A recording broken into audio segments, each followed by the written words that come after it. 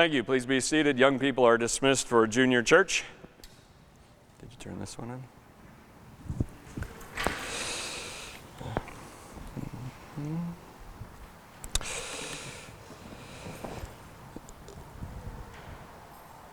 In the ancient world, there were a number of instances where fake things were created. One of the things in the ancient world that was often messed with was the currency. As they used precious metals, people would debase the currency. They would mix something in with the silver or the gold or the copper in order to make it less valuable. And so they had to weigh the coins, or they had to bite them to see if they had the right consistency.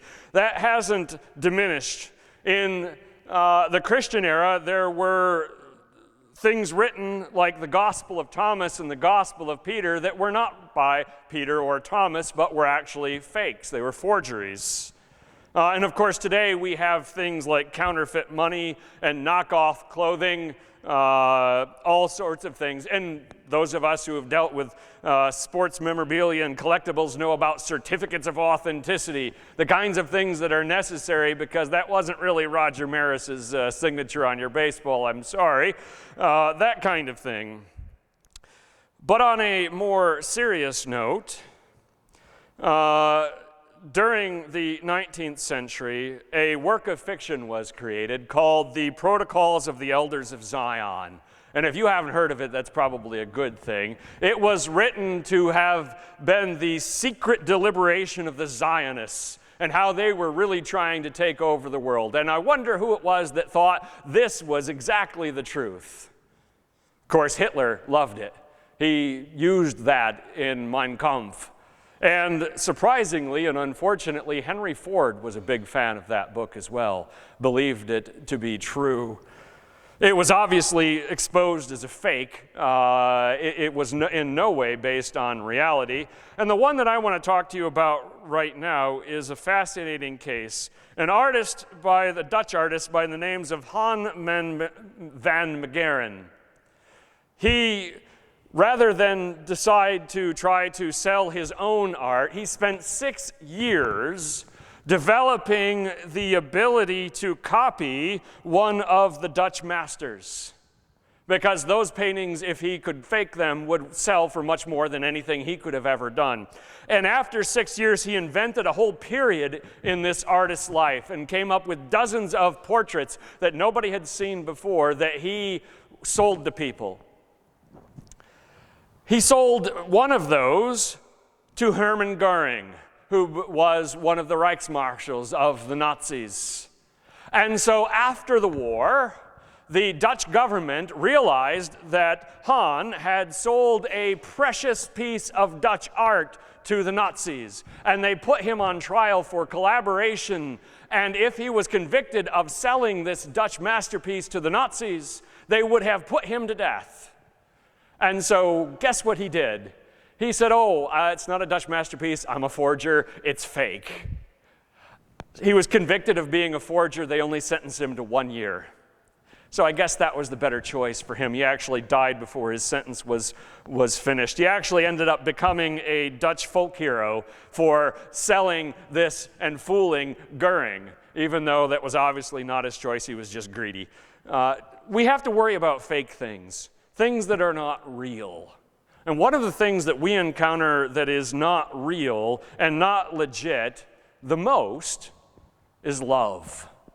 People saying love when they don't mean love, people proclaiming love when they're really not, and other such things. We see this all the time. And as Paul gets into the text here in 1 Corinthians 13, 4-7, we're going to learn what real love is. Because it's one thing to say, as a Christian, you should love people. That is true and that is absolutely correct, but it's quite another to say, this is the love that we are talking about. This is the love that Paul just told us was greater than wisdom, that it's greater than self-sacrifice. This is the love that Jesus is talking about when he says, love one another. This is what John meant when he said, God is love. This is the version, this is the reality of love that we must have. And Paul gives us 14 things. 14 things about love that we need. As we go through this list, then we should be asking ourselves about each one. Do I have that? I got a little bit of that? Am I doing okay on that one, or am I hopeless on that one? Because we need all of these, as much of all of them as we can. So let's look at these, and we'll start with the first one, and that's an easy one. We're starting you off easy. Love is patient. Because I know everyone loves patience. Everybody prays for patience and is happy when they get it. That's sarcasm. I know you're not. If you pray for patience, be careful, because it's hard to learn. So what does love do to be patient? Well, it endures evil. It takes insults and injuries and provocations, and it does not respond to them with resentment or anger or hatred. Ouch. That's not easy. Why can love do this?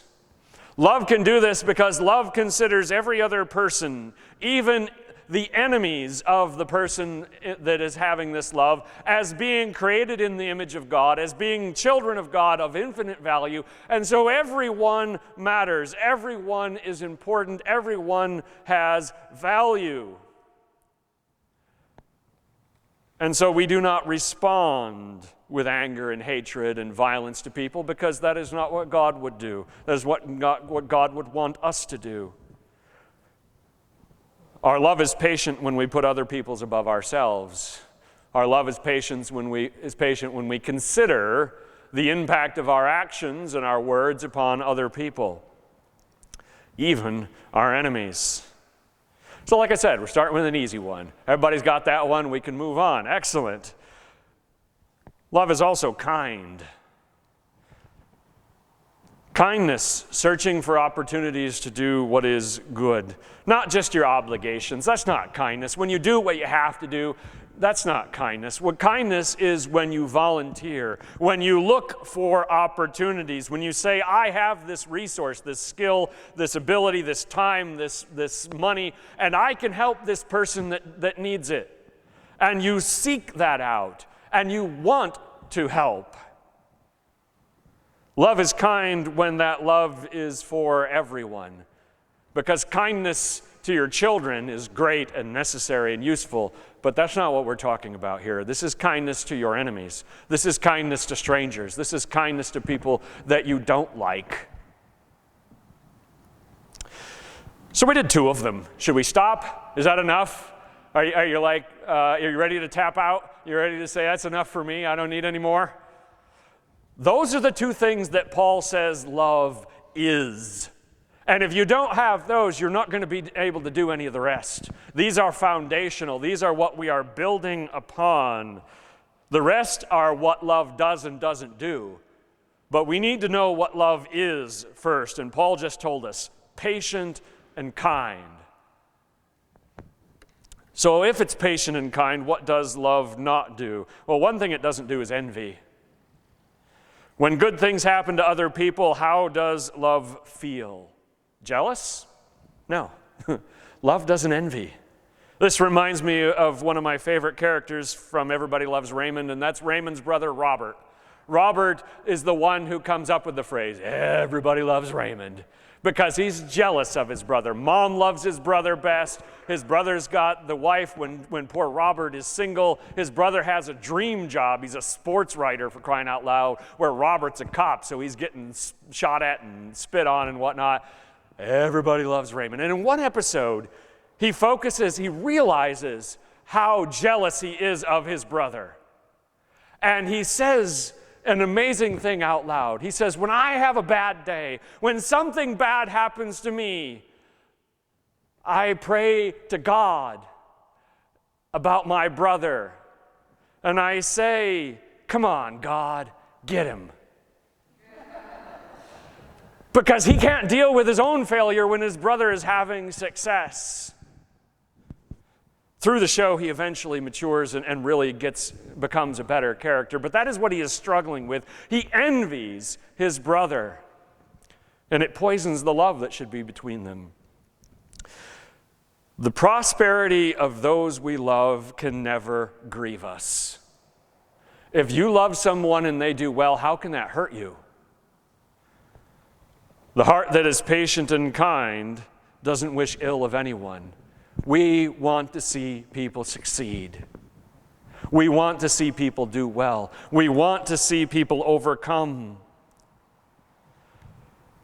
We don't envy if we love. Love also does not boast. Love knows that everything that I can do is a blessing from God. Are you alive this morning?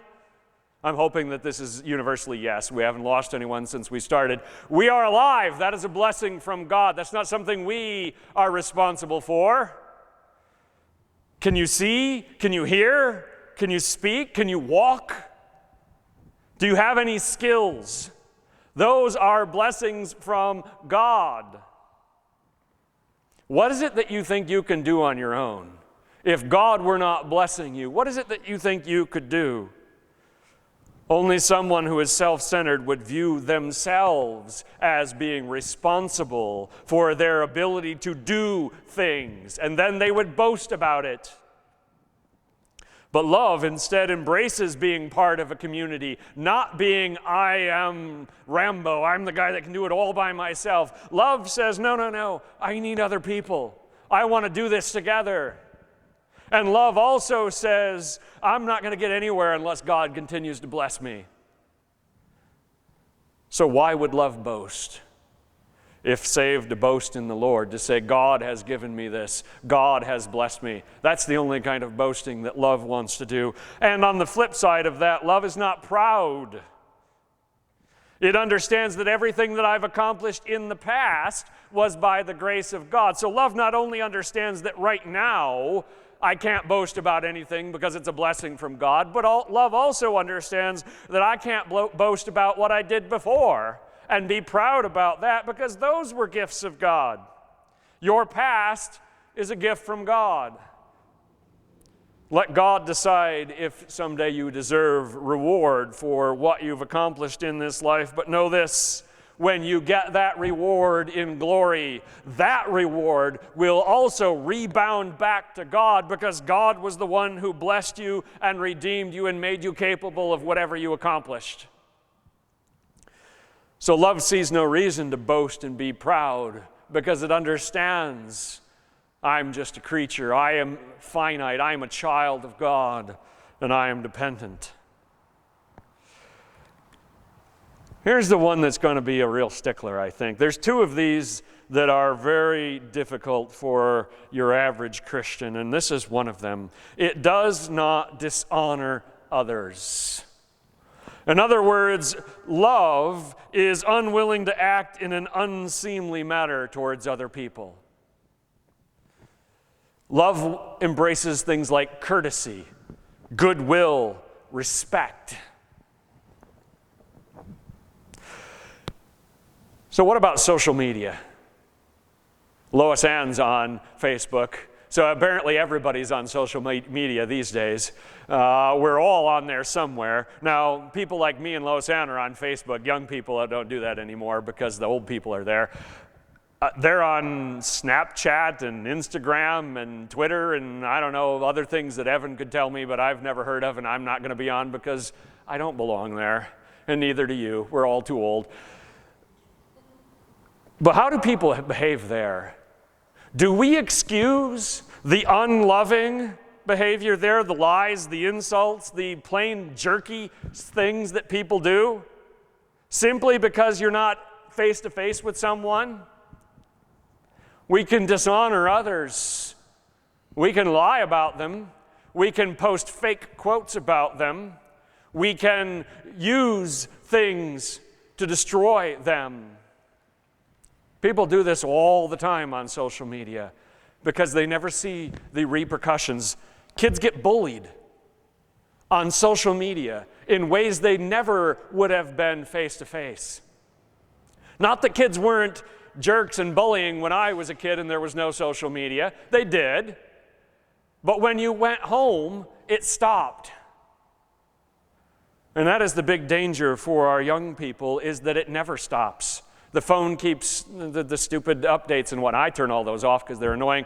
But young people have them all on. Every 30 seconds, the bullying can continue. There's all of that anxiety because people are not afraid to dishonor others. Love wouldn't do that. Even if they deserve it, even if they asked for it, love would say, not going to go there. Not me. It's not my style. That's not easy. That's a tough one. The next one, love is not self-seeking. So in other words, love puts the public interest over private interest. Love puts the community over individuals. It is not after its own profit or praise or pleasure. Jesus said, love your neighbor as yourself, and that is the epitome of not being self-seeking. Matthew Henry wrote, it would not advance, nor aggrandize, nor enrich, nor glorify itself at the expense of damage to the public. Love would never elevate itself if it hurt other people. You know what the opposite of this is? The opposite of this not self-seeking love? It's a disorder we call narcissism. People who are narcissists do not understand that other people exist, that they have feelings, that my actions can hurt them, that they're not here just to serve me. A lot of people are narcissists. A lot of people view everyone else as a pawn to be moved for my pleasure and my advancement and my enrichment. Love is the opposite of that. Love says, this will help me, but I'm not going to do it because it's going to hurt her. And even if that her is not my friend, not my family, not even someone I know. Love says, I won't choose that way. I'm not going to enrich myself at the expense of others. Love is not easily angered. So in other words, love restrains our temper.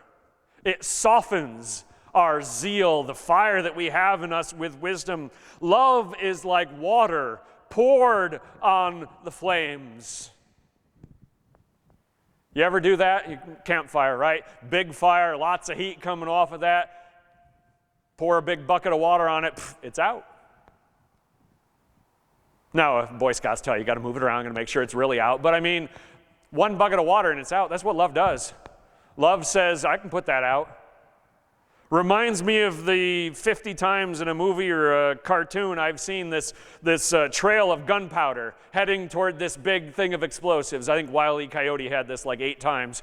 And love is going up and kicking that trail and saying, I'm not going to let this explode.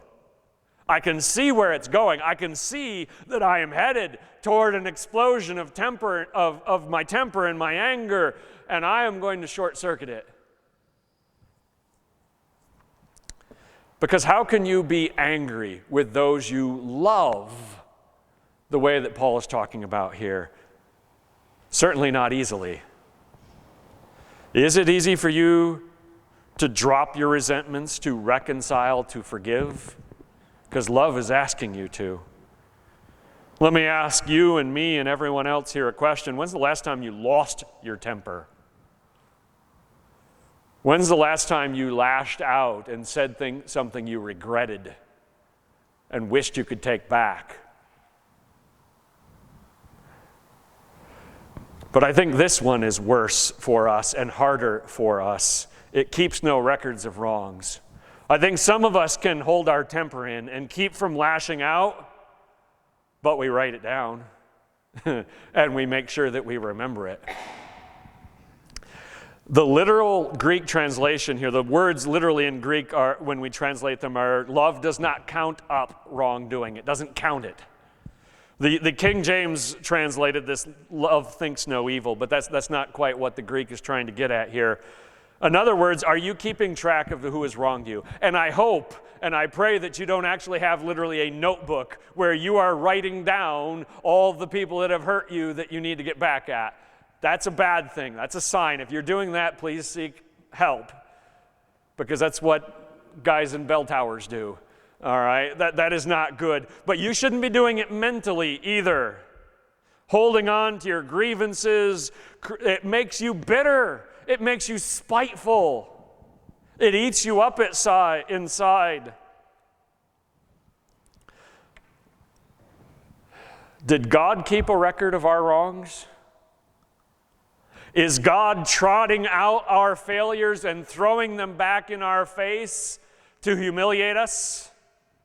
Really? Do you remember the time Is God doing that to us? That's rhetorical. The answer is no. Our failure to let go of our past is devastating. I have seen marriages destroyed by this, families ripped in pieces, and we all probably know about a church somewhere where we knew someone that the church just fell apart because people couldn't let it go. It is devastating to our relationships when we keep a record of wrongs. Because you know what? We all have a record of wrongs.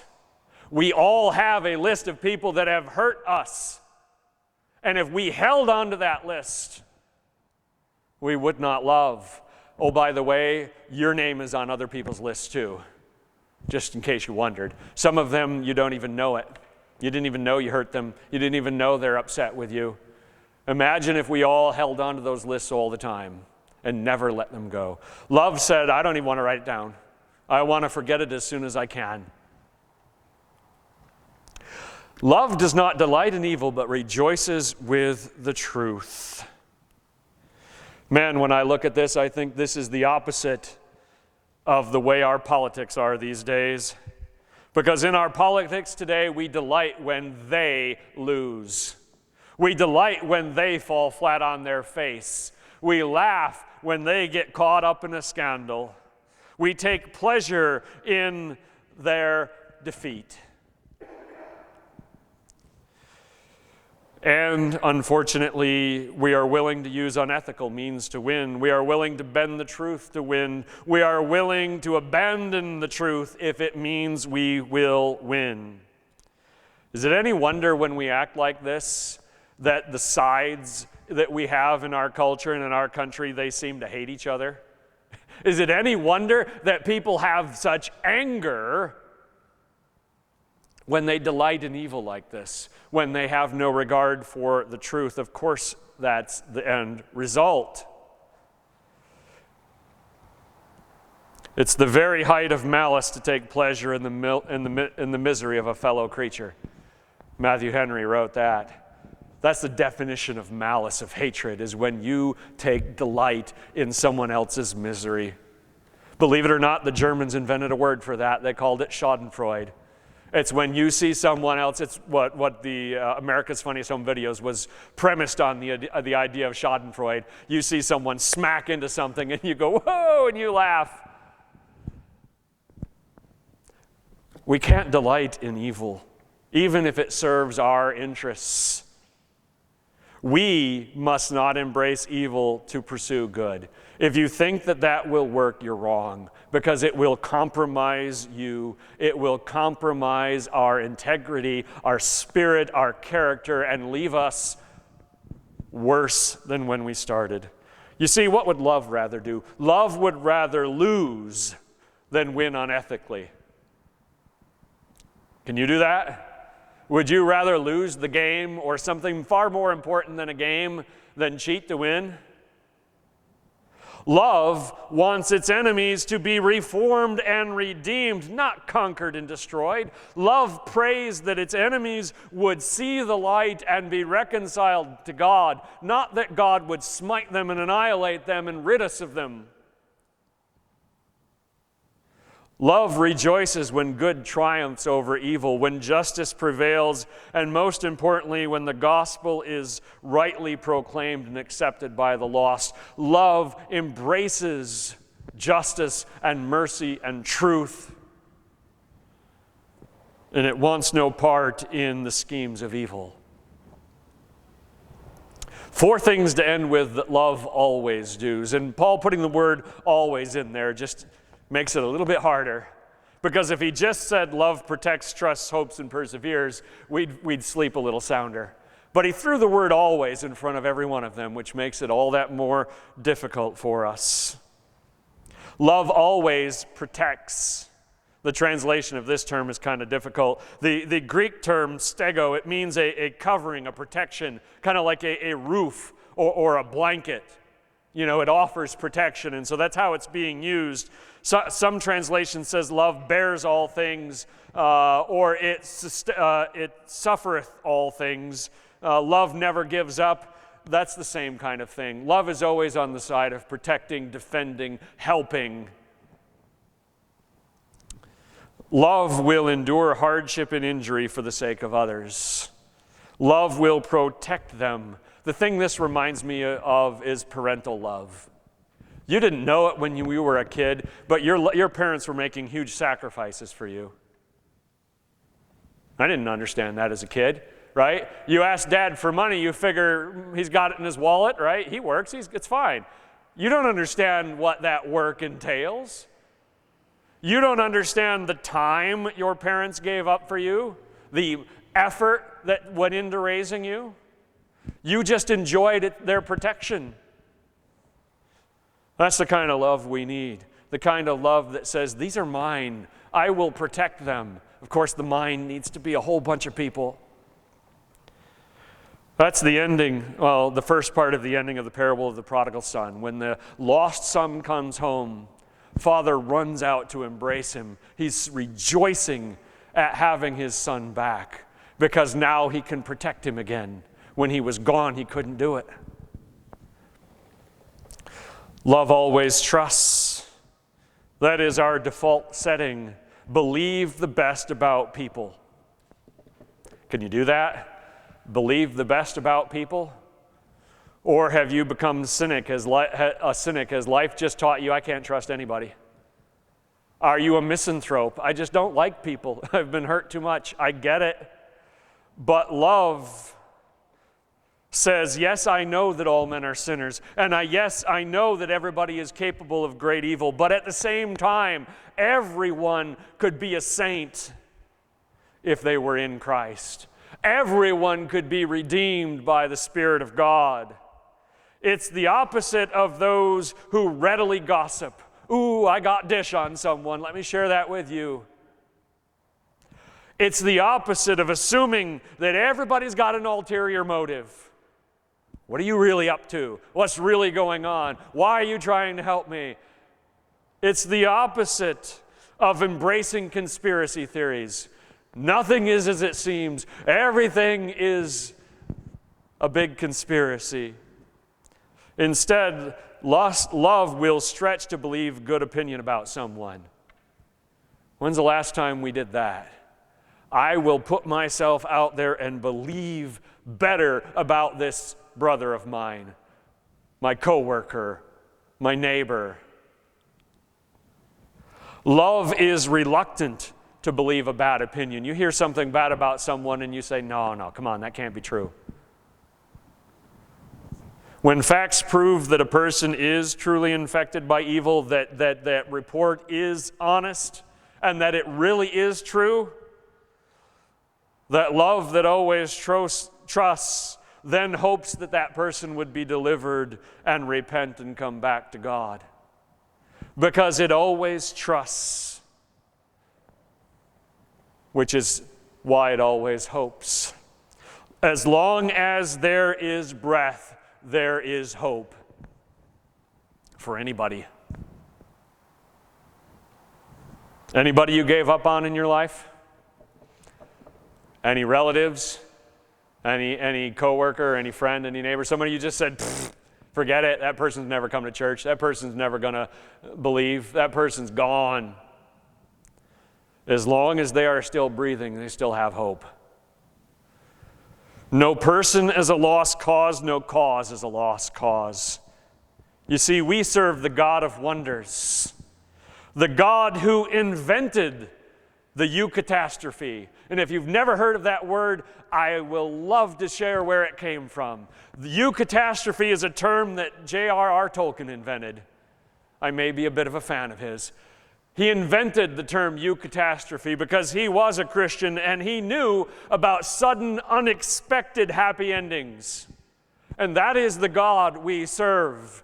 Jesus was in the grave. His disciples were mourning him and terrified, and he came back.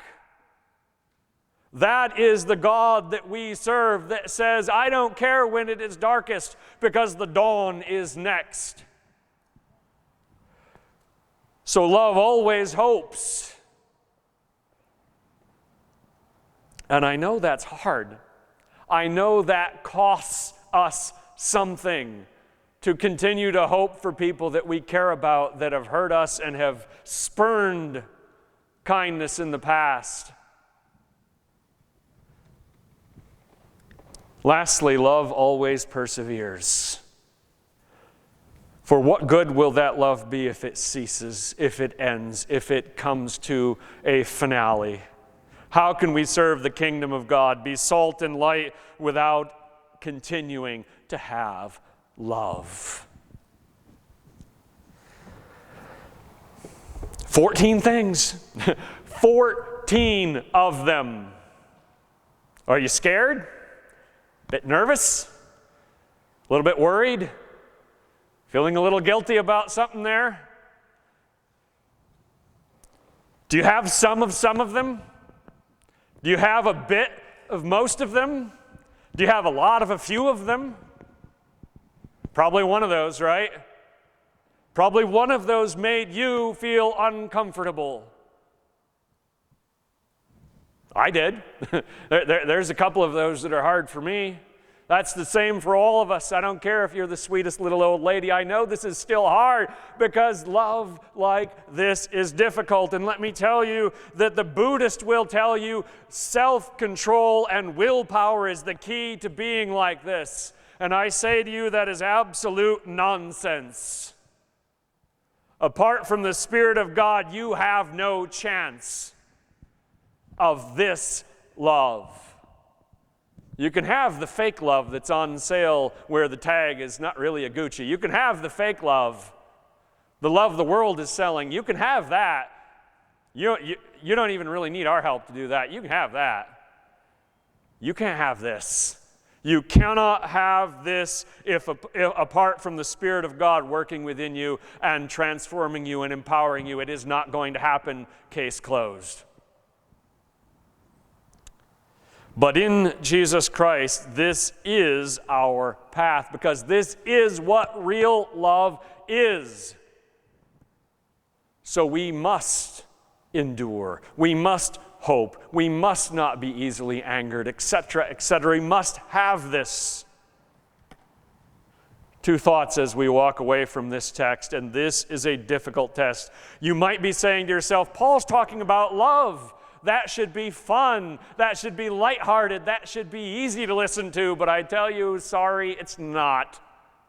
This passage is one of the most difficult ones in all of Scripture because if we truly bring it to heart, we will be convicted. We will be challenged. First thing you need to know is that our call is to love biblically, imitating Jesus. This is what we are called to do. Be like this. When someone says to you, be like Jesus, they mean love like this.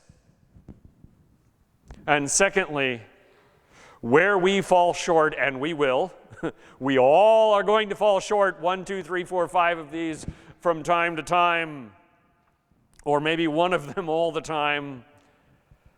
We must, by the power of the Holy Spirit, begin to change. Not be perfect, but begin to change. Move forward. Pray. Seek God's help, because this is what we must do.